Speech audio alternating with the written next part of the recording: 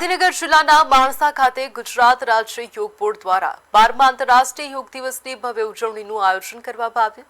આ વર્ષની યોગ દિવસની થીમ સ્વસ્થ વૃદ્ધાવસ્થા માટે યોગ રાખવામાં આવી હતી।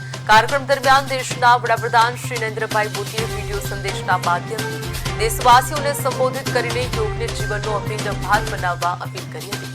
મુખ્ય અતિથિ તરીકે ઉપસ્થિત રહેલા ગુજરાતના મુખ્યમંત્રી શ્રી ભૂપેન્દ્ર પટેલે યોગાભ્યાસ કરીને સૌને નિયમિત યોગ અપનાવવાનો સંદેશ આપ્યો હતો।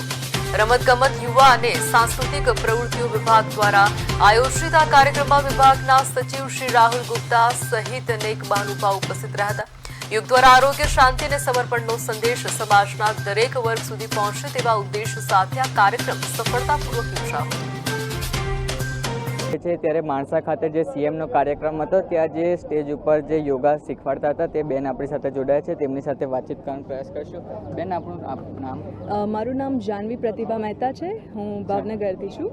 જાનવીબેન, તમે ભાવનગરથી આ yoga day, special yoga day માટે અહીંયા આવ્યા છો? જી, આજનો આ સ્પેશિયલ કાર્યક્રમ હતો જેમાં મને ગુજરાત રાજ્ય યોગ બોર્ડ તરફથી અહીંયા આવવાનો મોકો મળ્યો છે અને ખાસ તો આજના આ કાર્યક્રમમાં માનનીય સીએમ સર પણ ઉપસ્થિત રહ્યા હતા, તો એ કાર્યક્રમમાં રહેવાનો ઉત્સાહ જ અલગ હોય છે। તો હું બહુ ગ્રેટફુલ છું કે મને આ કાર્યક્રમમાં આવવાનો મોકો મળ્યો। યોગા દ્વારા શું સંદેશો પહોંચાડવા માંગશો? અહીંયા હજારોની સંખ્યામાં જે વસ્તી આવી હતી, આજના દિવસે ઘણા બધા મેસેજીસ લોકો સુધી પહોંચતા હોય છે, પણ એક જ મેસેજને હું ફોરવર્ડ કરવા માંગીશ કે આજે આપણા માનનીય વડાપ્રધાન શ્રી નરેન્દ્ર મોદી સાહેબે એક મેસેજ આપ્યો છે કે એક દિવસ યોગ દિન નહીં હોવું જોઈએ, હર દિન યોગ દિન હોવો જોઈએ। એટલે કે જ્યારે આંતરરાષ્ટ્રીય યોગ દિવસ આવે ત્યારે આપણે બધા યોગ કરીએ છીએ, પણ પછી ધીરે ધીરે એ વસ્તુ છૂટતી જાય છે, તો એ છૂટવું ના જોઈએ।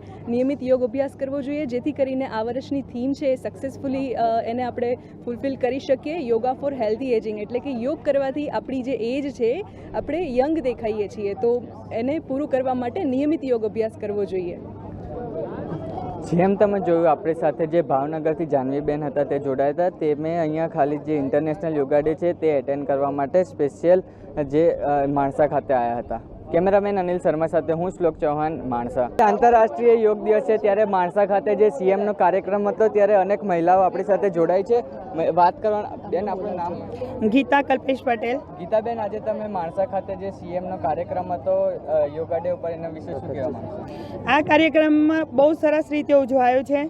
આ નરેન્દ્રભાઈ મોદી અને અમારા મુખ્યમંત્રીએ પણ આમાં ભાગ લીધો છે અને અમને 365 દિવસ યોગ કરો અને સ્વસ્થ રહો તેવો અમને નારો આપ્યો છે અને બધાને પ્રેરિત કર્યા છે કે ભાઈ 365 દિવસ યોગ કરો તેવો સંકલ્પ પણ અમને લેવડાવ્યો છે। યોગા દ્વારા આપણી સાથે બીજા બેન બી જોડાયા છે। બેન, આપણું નામ? પટેલ ઉર્વશીબેન મનીષભાઈ। ઉર્વશીબેન, યોગા દ્વારા લોકોને શું સંદેશો પહોંચાડવાનો? લોકોને એ સંદેશો પહોંચાડવાનો કે આપણું શરીર સ્વસ્થ રહે અને શરીર નિરોગી રહે, એના માટે આપણે યોગ 24 કલાક ચાલુ રાખીએ। તમે અહીંયા માણસા તાલુકાના છો કે? હા, માણસાના। જેમ જોયું, આપણી સાથે જે ગાંધીનગરના અનેક મહિલાઓ જોડાયા હતા તે આજે જે ઇન્ટરનેશનલ યોગા ડે છે ત્યારે જે માણસા ખાતે સીએમનો કાર્યક્રમ હતો તેમાં જોડાયા હતા। કેમેરામેન અનિલ શર્મા સાથે હું શ્લોક ચૌહાણ, માણસા। યોગ બોર્ડ આપની પડખે ઊભું છે। આપને યોગ કરવું હોય, આપને યોગ ટ્રેનરની જરૂર હોય, આપની સોસાયટીમાં આપણે યોગ વર્ગ ચલાવવું હોય તો અમારી વેબસાઇટ પર આવીને અમને અમારો ઇન્ક્વાયરી કરો।